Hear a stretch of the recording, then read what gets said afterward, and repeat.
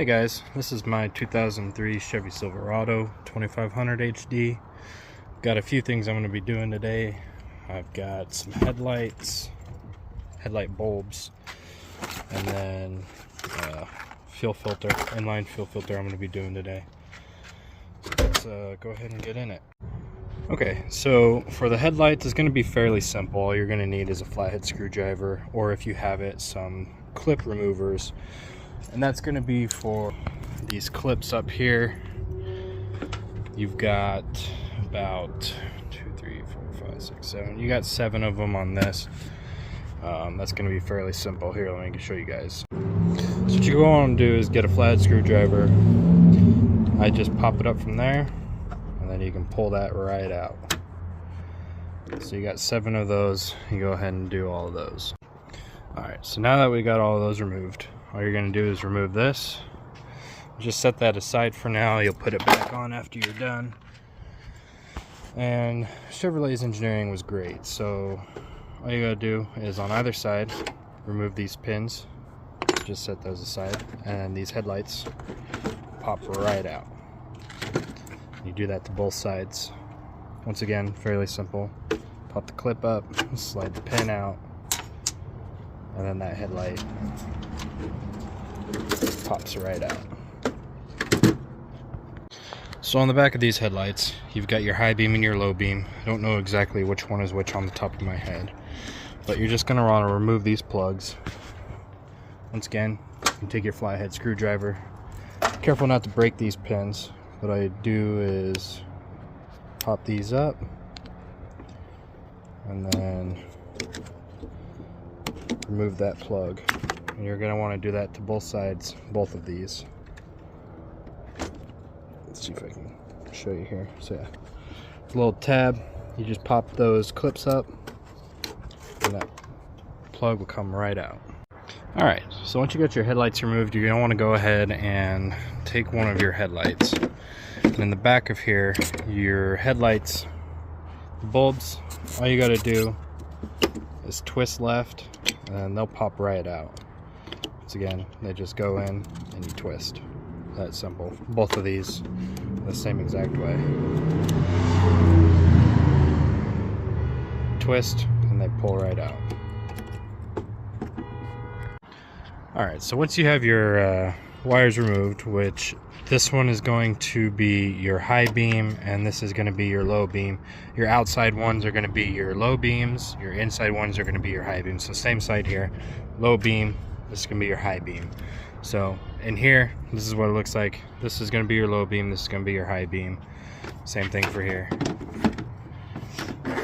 This one's going to be your low beam, this one's going to be your high beam. So I'm doing the low beams right now. So when you flip these over, the plug that you're going to want to take out is going to be this one. So all you got to do is twist, and those will pop right out. I just leave them in for now.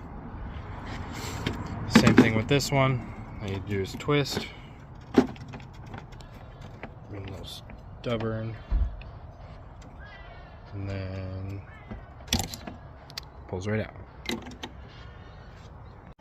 So I already went ahead and unboxed my new bulbs. This one is actually LED compatible, so I can change the color. That's what this is, but usually all you'll have right here is just this section right here. It's going to have that plug and your bulb. Alright, so I skipped ahead a little bit. Since I had a little bit more wires, I ran the wires where I wanted them.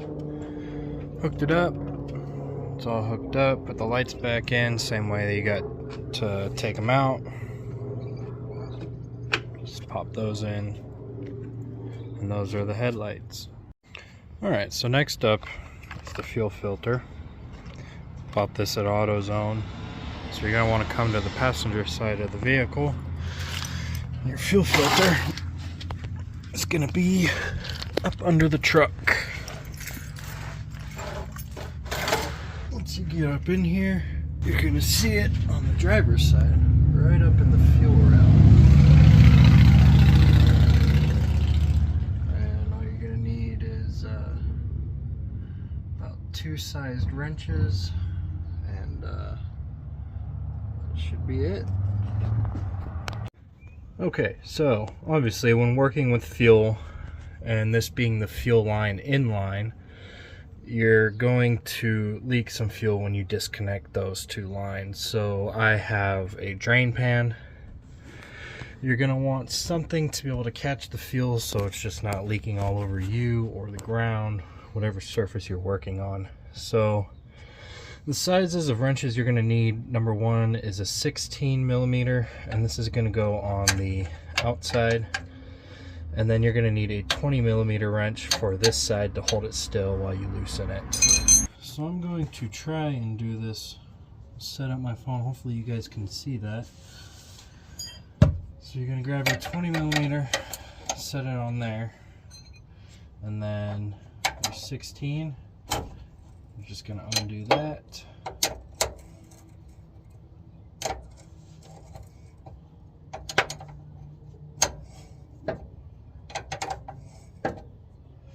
Obviously fuel's going to leak out, so don't be worried about that.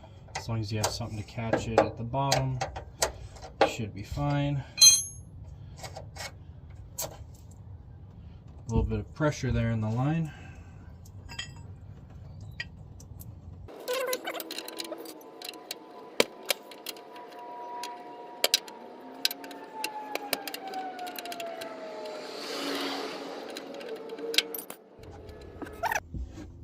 And once you get those undone, you're going to want to grab your new fuel filter. You're going to want to get it ready. So I have mine here. And flow, there is a certain flow, so you're going to want to hook it up back the same way. So if you see here, I got a standard replacement, so everything's going to be the same on this compared to the original one. So the top is going to go towards the front of the truck.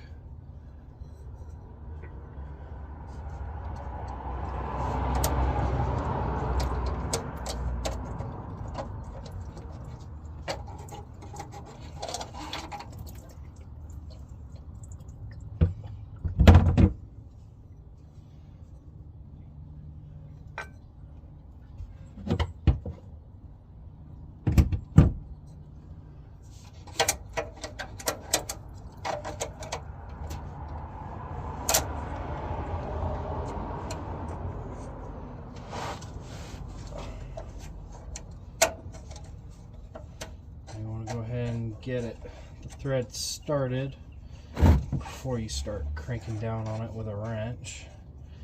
Make sure that your threads are lined up.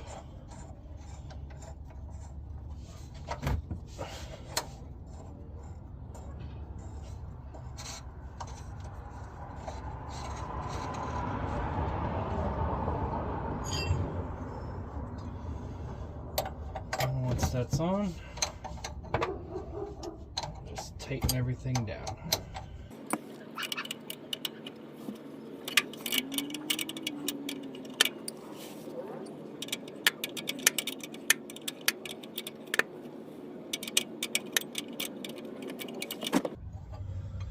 So this new one might be a different size. Yep, this new one is a 19 millimeter. So you always want to check the sizes before you start the work. That way you make sure you have the right tools. So I had a 19 on hand, so I can get that on there. And the old one is 20, so the 19 doesn't fit. So you're always going to want to make sure you have the right tools and you're prepared. Alright, so once you get your new fuel filter in, you're going to want to go ahead and cycle your fuel pump to get fuel into that filter. Because right now, since it's just been replaced, there's going to be no fuel in there. There's going to be a big old air pocket. So when you try and start your vehicle, it's going to pull that air pocket up forward all the way down the lines to the engine, and you're not going to get fuel for a little bit. So if you try and start it immediately, most likely it'll start and then it'll die, because there's no fuel going to the engine because of that air pocket.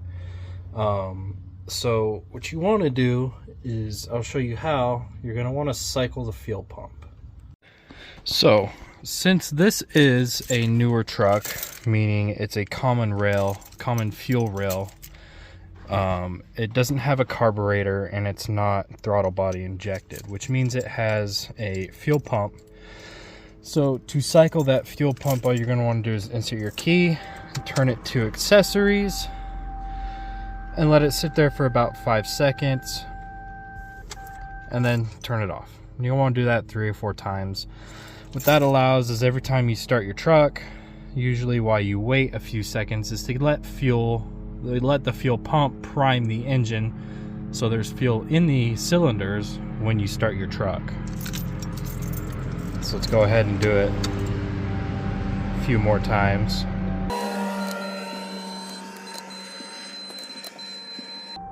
And then after you've done that a few times, you should be good to go ahead and start her right up. And there she is. And once she's started, what you're gonna want to do is go ahead down, and you're gonna want to check that fuel pump, make sure there's no leaks. So right now I don't see any leaks, but it's better to be safe than sorry. So go ahead and just check on it.